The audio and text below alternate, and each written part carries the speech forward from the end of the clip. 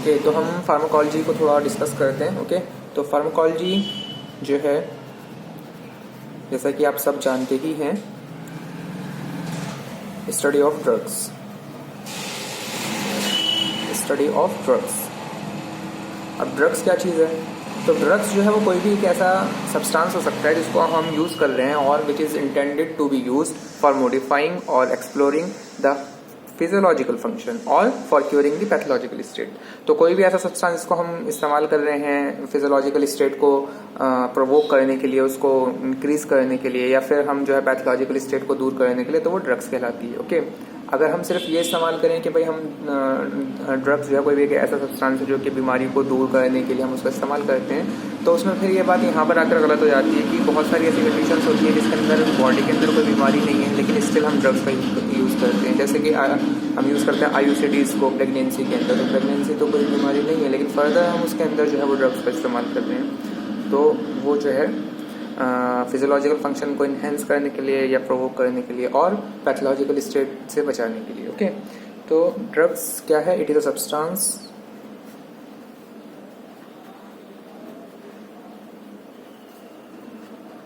which intended to be used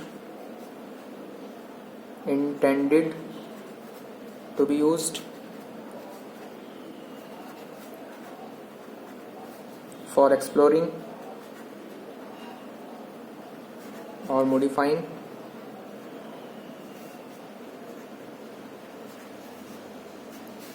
physiological function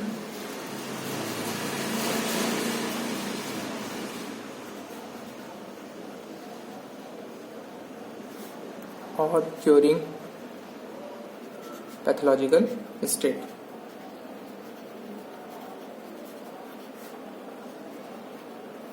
of the recipient। Clear? ठीक है।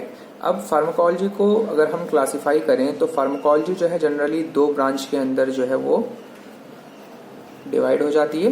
पहला जो है वो है फार्माकोकाइनेटिक्स और दूसरी जो इसका डिवीजन है वो है pharmacodynamics. Pharmacokinetics and pharmacodynamics. Pharmacokinetics का मतलब ये है कि effect of body on drugs. Pharmacodynamics का मतलब क्या है? इफेक्ट ऑफ ड्रग, यानी कि effect of drug on body ने उस दवाई के साथ में क्या किया है वो हम पढ़ेंगे फार्माकोडायनामिक्स के अंदर, और उस दवाई के साथ में क्या हुआ है वो हम पढ़ेंगे फार्माकोकाइनेटिक्स के अंदर। तो हम फार्माकोकाइनेटिक्स शुरू करेंगे, लेकिन शुरू करने से पहले हम ये जान लें कि कोई भी ड्रग्स जिसको हम एडमिनिस्ट्रेट करते हैं तो उसके रूट्स क्या हो सकते हैं। तो रूट्स ऑफ एडमिनिस्ट्रेशन, किसी भी ड्रग्स को हम एडमिनिस्ट्रेट कर रहे हैं तो उसके एडमिनिस्ट्रेशन के रूट क्या हो सकते हैं। जनरली अगर हम देखें तो कोई भी दवाई या तो लोकली एडमिनिस्ट्रेट किया जा सकता है उसको, या फिर सिस्टमिक। तो लोकली या फिर सिस्टमिक उसको जो है एडमिनिस्ट्रेट किया जा सकता है। ठीक है, लोकली का मतलब ये है कि भाई ठीक है, कोई भी टॉपिकल क्रीम लगा ली हमने स्किन के ऊपर, आंख में दर्द हुआ तो लोकली जहां पर हुआ वहीं पर उसका इस्तेमाल कर लिया, तो वो आएगा लोकली के अंदर। सिस्टमिक के अंदर का मतलब ये है कि हम जो है उस दवाई को सिस्टमिक सर्कुलेशन के अंदर पहुंचा रहे हैं और उसके बाद में फिर जो है वो इफेक्ट आ रहा है, तो वो आएगा जब हम सिस्टमिक एडमिनिस्ट्रेशन के ऊपर पढ़ेंगे। तो सिस्टमिक एडमिनिस्ट्रेशन के अंदर इसके फर्दर दो डिवीजन हो जाते हैं। एक कहलाता है एंटेरल और दूसरा कहलाता है पारेंटेरल। एंटेरल का मतलब ये है कि हम मेडिसिन को जो है इंटेस्टाइन तक का सफर तय करवा रहे हैं। अब एंटेरल के अंदर जो है वो फिर थ्रू, मतलब हम कह सकते हैं कि GIT, गैस्ट्रोइंटेस्टाइनल ट्रैक्ट, इसके अंदर जो है ऑरली या फिर रेक्टली जो है वो मेडिसिन दी जा सकती है। ऑरली दी गई या फिर रेक्टली हमने इस्तेमाल करवाई। ओके, अच्छा, पारेंटरल की अगर हम बात करें तो पारेंटरल के अंदर जो है फिर दो इसमें वो होता है, एक होता है इंजेक्टेबल, एक होता है नॉन इंजेक्टेबल। पार का मतलब होता है अवे, एंटेरल का मतलब होता है इंटेस्टीन। तो इंजेक्टेबल पारेंटरल के अंदर इंजेक्टेबल, और सेकंड वन है इसका नॉन इंजेक्टेबल। तो जो इंजेक्टेबल होगी वो जो है मतलब हम कह सकते हैं कि उसमें सबक्यूटेनस इंट्रामस्कुलर, इंट्रावेनस, ये सारी की सारी आएंगी इंजेक्टेबल में। नॉन इंजेक्टेबल के अंदर हम बात करें तो सबलिंगुअल, जबान के नीचे रखवाई जाती है, मेनली जो है सबलिंगुअल हो गई। उसके अलावा ट्रांसडर्मल जो पैचेस आते हैं उसे ऊपर ही जो है मतलब नॉन इंजेक्टेबल ही होता है, वो भी ऊपर से रख लिया जाता है, इंजेक्ट नहीं किया जाता।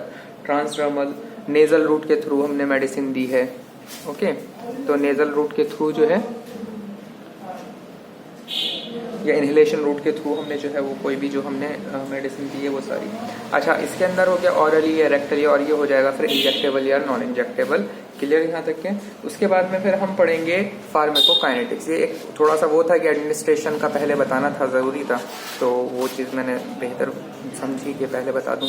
अब हम पढ़ते हैं फार्माकोकाइनेटिक्स। ओके, तो हम फार्माकोकाइनेटिक्स से हम शुरू करेंगे कि फार्माकोकाइनेटिक्स जो है वो क्या है, और थोड़ा डिटेल पढ़ लेंगे ताकि कोई फर्दर कोई दिक्कत ना आए इसको पढ़ने के अंदर। तो जनरली मैंने जैसे कि पहले भी बताया कि फार्माकोकाइनेटिक्स का मीन ही होता है कि मतलब effect of body on drugs, यानी कि उस दवाई के साथ में क्या हुआ और मतलब क्या क्या होता है। तो जनरली फार्माकोकाइनेटिक्स की ये तो हो गई एक छोटी सी डेफिनेशन। उसके बाद में हम ये पढ़ते हैं कि इसके अंदर जनरली होता क्या क्या। तो फार्माकोकाइनेटिक्स के अंदर जो है एब्जॉर्प्शन आएगा, उसके अंदर डिस्ट्रीब्यूशन आएगा, उसका मेटाबॉलिज्म आएगा, एक्सक्रीशन आएगा। तो इसको हम ADME स्टडी भी कहते हैं, तो ऑल्सो नोन एज ADME। ए से एब्जॉर्प्शन, डी से डिस्ट्रीब्यूशन, मेटाबॉलिज्म, एक्सक्रीशन, और हम इनको बारी बारी से सब चीज पढ़ेंगे कि क्या होता है, कैसे होता है। ओके, तो सबसे पहले हम जो पढ़ेंगे वो पढ़ेंगे एब्जॉर्प्शन के बारे में कि एब्जॉर्प्शन से मीन क्या है।